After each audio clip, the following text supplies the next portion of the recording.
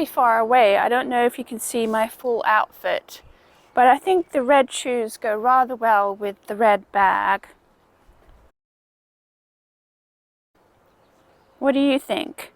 So these pants are not very new. They're rather baggy, and I sometimes even forget to wash them. But I love them because they're so comfortable. I wear them when I'm painting, and I wear them when I have to go out really fast and I have no time to really put on anything fancy. So what I wanted to say about fashion is that as we age, and I'm over 50, a little bit over 50, I don't think it matters that we are getting older. Quite the contrary, as we get older, we should get funkier. So I love funky clothes, I love eclectic clothes. I don't like high fashion, and I'm not into like these brand names. I don't care about brands. Actually, when I visit Finland, I go to a lot of thrift stores. I hope you can hear my voice over that horrible noise. There's always noise around here, sorry about that. The bird sounds quite nice in the background. So yeah, when I visit Finland, I go to a lot of thrift stores and antique stores, and I buy old clothes because a lot of the times old clothes are just much better quality. I mean, look at this. Look at this jacket. This has been around for, I'm actually embarrassed to say for how long, but it still rocks it. So yes, I've been away for a while and I apologize for that. It's just been, I don't know, at times it's just flown by, and I've been doing lots of different things, nothing to do with art actually. I was studying this course on something totally different from art, and I just wanted to get away from art for a while. Well, not from art, but from the business of art. Yeah, I was studying something else for a few months, and I might tell you about that later on. I don't know. It really doesn't have anything to do with my art, so I don't know if you'd even be interested in knowing. But I think we're never too old to learn new things. We're never too old to wear something funky. I certainly don't want to look like a granny, because I'm not a granny, and even if I was a granny, I wouldn't want to look like one. So welcome back, and welcome back to myself too. And I have really exciting news for you. I've started my Patreon page. I have. So I was thinking about Patreon for quite a few years, and I never got into it until now. And I'm really excited to share my new Patreon page with you. So if you want to hop over and take a look at what I've been doing, please do so. What I've done so far is I uploaded a 2-hour extended video of my painting Batgirl and Midnight. So it's a video where I'm painting all the way from the beginning to the very end of the oil painting, and I go through different stages, different techniques that I've been using on the painting. And let me see, there's a voiceover on the video and some music, so there's tons and tons of music, and I took a really long time in choosing the music just so that you can, if you feel like it, you can paint along with the music and while you look at my painting, how to do the painting. So, you know, get your paints out and feel free to paint at the same time while you're watching that movie. Anyway, I'm really excited to share that news with you. That's something new. Next, I would like to show you a couple of paintings that I've done in the past few months, because I have been painting too, not quite as much as I do normally. So shall we go ahead and look at those paintings? I'm going to put my bag down and take my jacket off because I'm getting a bit hot. And I'm going to show you the paintings in front of the white background so you can see the colors and really get into the details. Bring you a bit closer. After all, we do want to be close to the painting, don't we? There you go. Go and get yourself a cup of coffee, and then we'll look at my painting, shall we? So let's have a little show and tell. And this is one of my absolute favorites. And I'm going to start from the background because, as you already know, or if you're new here, just so you know, I love antique frames. And so an antique frame has to be always enjoyed from the back first because of the handiwork. I mean, this is exquisite, totally hand carved. And it happens to be one of my favorite paintings that I've made so far in the last few months. This one's called The Alchemist. So an alchemist is somebody who works with herbs and makes potions, healthy potions out of herbs, to treat you and make you better. And it's kind of like a self-portrait, I think. She's got brown hair like I do, and I identify myself very much with moths. So moths are kind of like a spiritual and very mythical insect. So moths are also known for symbolizing transformation, death, and rebirth. And I've been kind of on like a rebirth of my own, just thinking of ways how to do things differently lately and making myself better in every sense that I can, health-wise, and learning new things, doing new things, being open to new things. We also have some vintage glasses here, and I have a little collection of vintage glasses that I use as my models. So the quirkiness continues, and it goes into my paintings too, as you can see. Try not to get the light shining on it. This one's called A Mysterious Flower Vase Gives Birth, and it's got a black orchid on it. And this girl that I painted here is one of my very favorite models that I've been working with for the past few years, except she's not that young anymore in real life. So that's one of my latest works too. I actually have this clock in my studio. She's also one of my models that I worked with a couple of years ago, and I have a ton of photos that I still use as references. So I hope you liked the little show and tell today.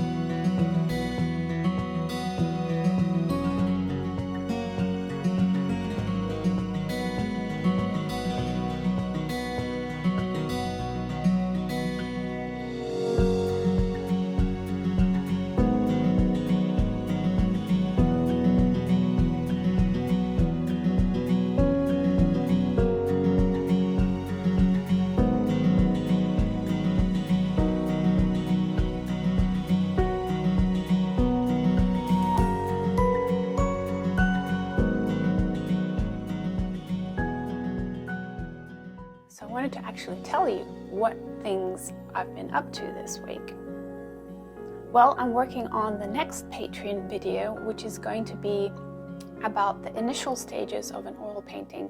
So it's the actual drawing process that I go through. And I wanted to show you also the beautiful frame that I chose for my next oil painting. What do you think? So I've been reading up a little bit on antique frames, and I'll show you the couple of books that I found. They're really brilliant because I didn't have a lot of knowledge on frames before, and I felt kind of silly about that because I'm all into frames, so I really should know about the history of frames. This frame in particular is called an open work hand-carved frame with a ribbon detail on it, and it's 19th century, or at least that's what they told me on the antique store where I bought it. I bought it from an antique store all the way in Poland, since they specialize in very old frames, like 19th century frames and 20th century frames. So hold on, I'm going to show you the book. I can find it. Bit of a mess here.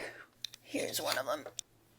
So this is a history of European picture frames, and it tells you the history of how European frames started their production. And it's really fascinating, but I'm not going to get into the book today because what I wanted to tell you about was the painting that we'll be working on together for the Patreon. So I'm going to put the book aside and show you the drawing. So this is the drawing that I've been working on for the past few days. It's a girl in a poppy field, and I wanted to do something really different that I've never done before, which is to capture a figure from the behind. I've never done a back painting. And I remember once I had this client who actually asked for a back painting, and I thought, that's kind of weird. Why would you want to look at somebody from the back? I never did that painting, actually. I did something quite different for that client. But I wanted to venture out and try something new. And to get a little bit of interest to her back, I added this bow detail all the way at the bottom. So it's going to mimic the bow on the frame up here on the top. And I love poppies. I'm all into poppies lately, so I wanted to have all these poppies in a poppy field. What I did was I scanned the drawing and I printed it out on my big printer onto a piece of paper so that it would be at the scale of the frame. So I'll show you what that's going to look like once it's on the frame. So we get an idea of the scaling, and it's really helpful because then you get an idea of how it's going to look in real life. So yes, that is the project that we're working on now. Can't wait to share the video with you. That'll be up in maybe a couple of weeks, and I promise to share my 10 tips on how to get ideas. So here it goes. I wanted to take you out here to our front porch, and so you can see a wonderful poplar tree out in the front yard.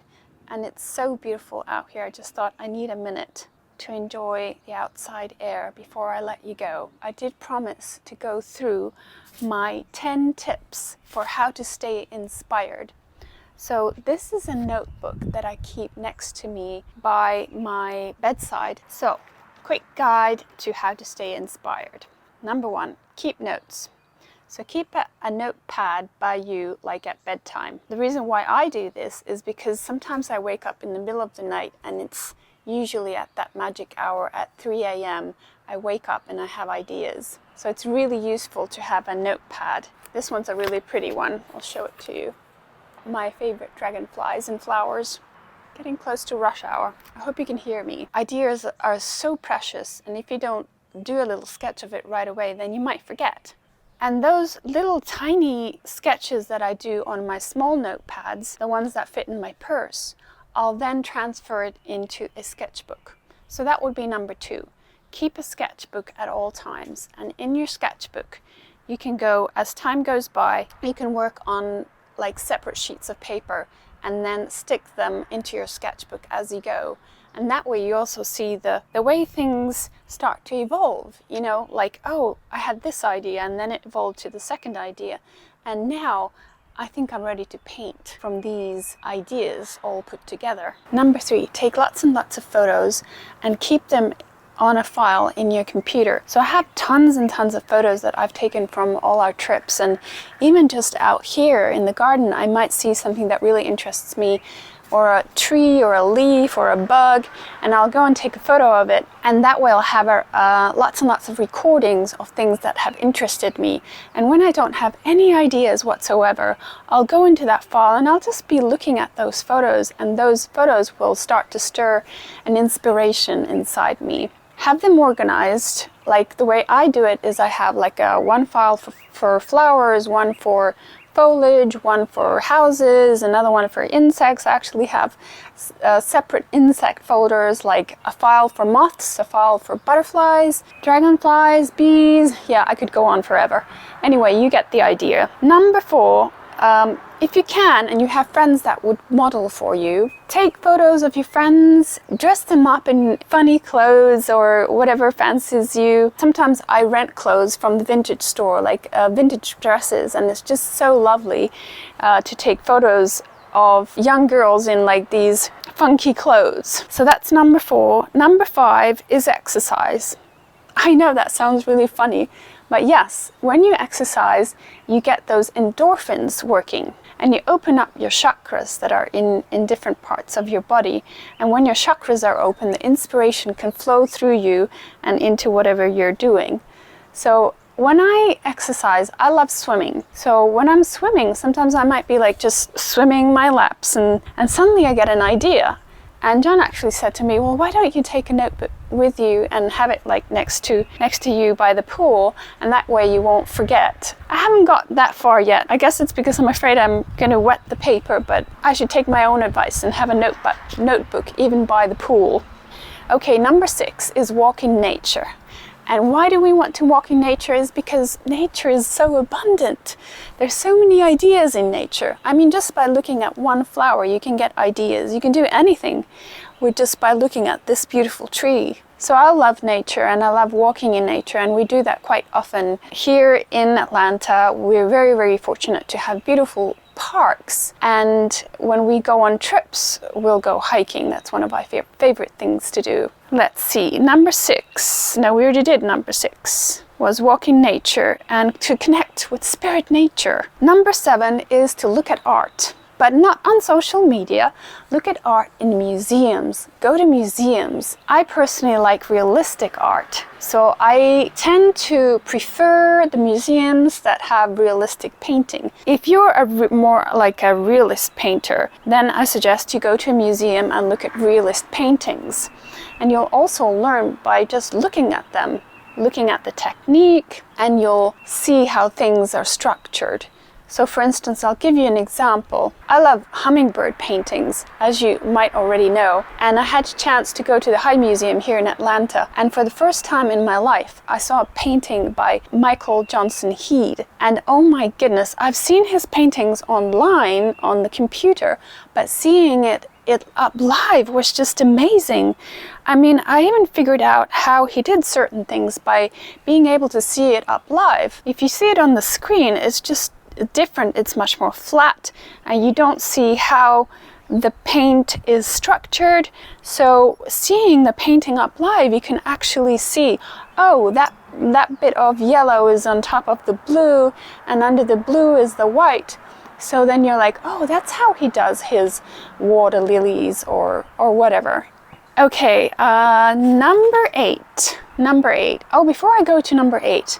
So the reason why I said don't look at social media is because you'll get too focused on what everybody else is doing, and then that will mess with your own work and you won't be able to find your own voice.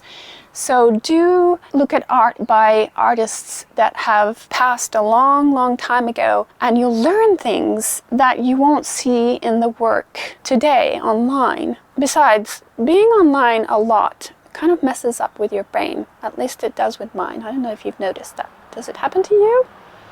Number 8, don't wait for inspiration. Inspiration doesn't just come all of a sudden. Inspiration comes from doodling, comes from doing little doodles. So I'll have a sketchbook, not know at all what I'm going to do today, totally uninspired, but I'll get the sketchbook out and I'll get all my little doodly sketchbooks out too, and just start sketching whatever comes to your mind.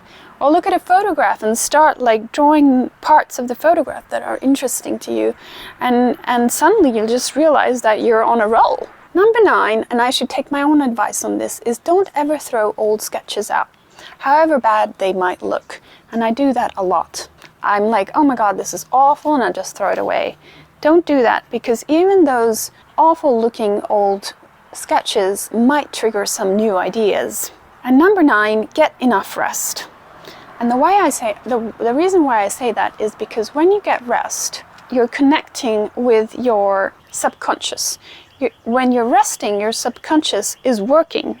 I know it kind of sounds funny, but it really is working. It's processing everything that you saw that day, everything that you felt, everything that you didn't even realize that you saw or felt. It is processing all that information, and it's putting it together and coming out with all these amazing visuals. And those visuals are information from source, which you could call inspiration. I've noticed that when I take a little nap, even if it's just a 15-minute nap, it's crazy. I'll like have my eyes closed and suddenly whoop, this idea just comes from nowhere. I don't believe that nowhere doesn't exist, but it just comes.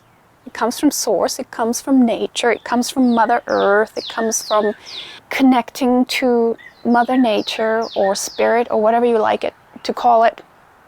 And yeah, that's when you get ideas too. So that's it for this week.